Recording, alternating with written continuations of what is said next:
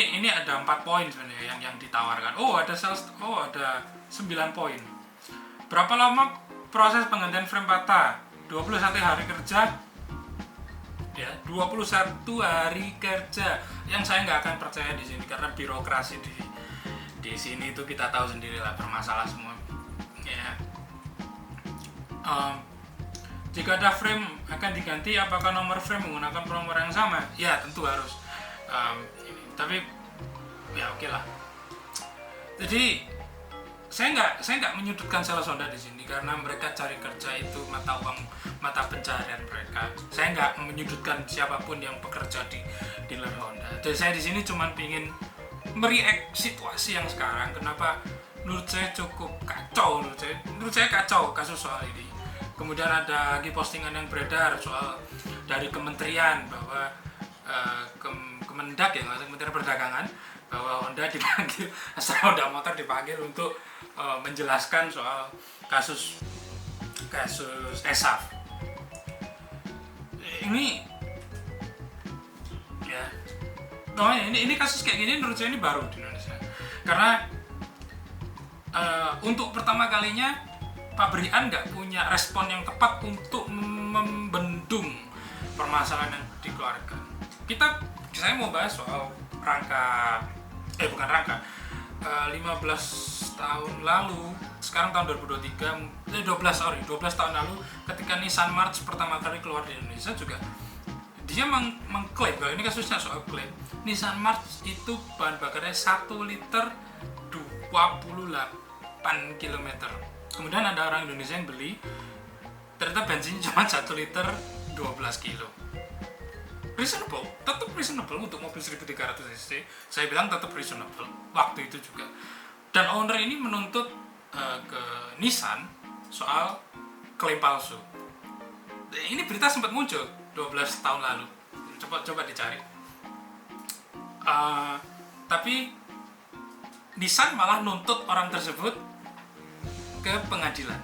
Di waktu yang sama, orang US menuntut kasus yang sama, Nissan US mengganti mobil yang dimiliki. Jadi Nissan menawarkan membeli buyback full dan ditambah uang seharga mobil tersebut.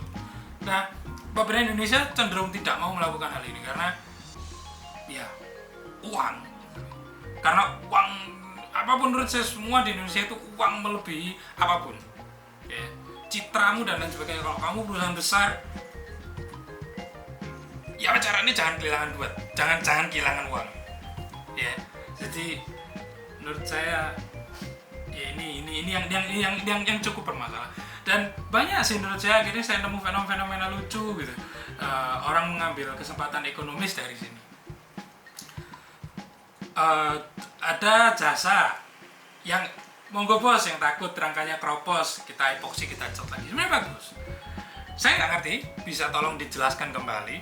Apakah motor-motor ini sama halnya kayak frame mobil di pabrikan yang masuk elektrolisis, dicelup dan disetrum? Saya nggak ngerti motor apakah melalui proses yang sama, jadi mungkin tolong dijelaskan apakah demikian.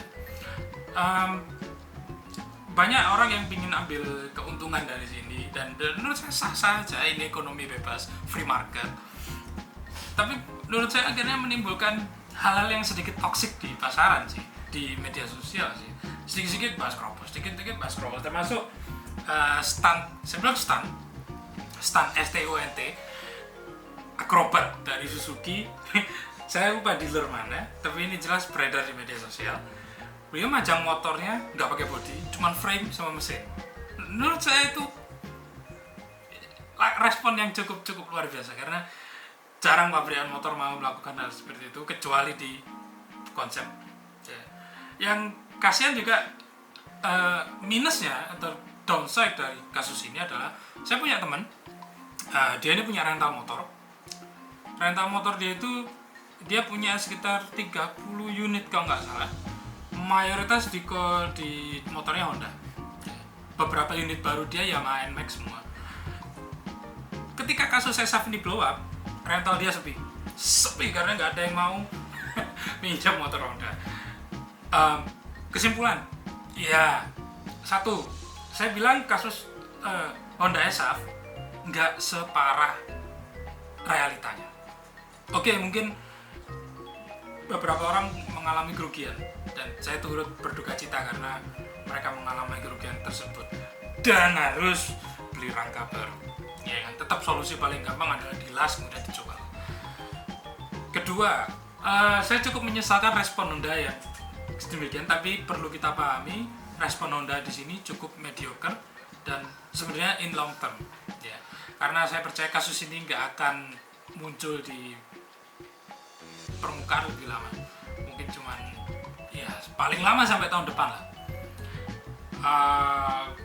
Ketiga, saya sesalkan karena banyak influencer yang banyak mengambil, ya termasuk saya, mengambil sisi pandang yang menurut saya kurang objektif.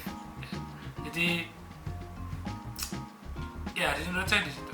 4, saya cukup kasihan sama mereka yang kerja di Honda karena jelas ini sangat berdampak ke mereka dan mungkin ke tahap yang personal.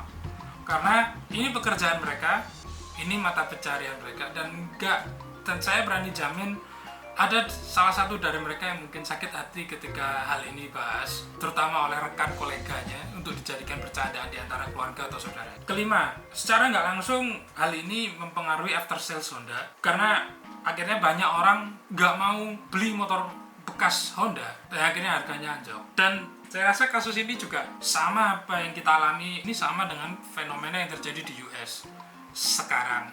Bedanya mereka terkait dengan elektronik dan keruwetan teknologi yang mereka punya.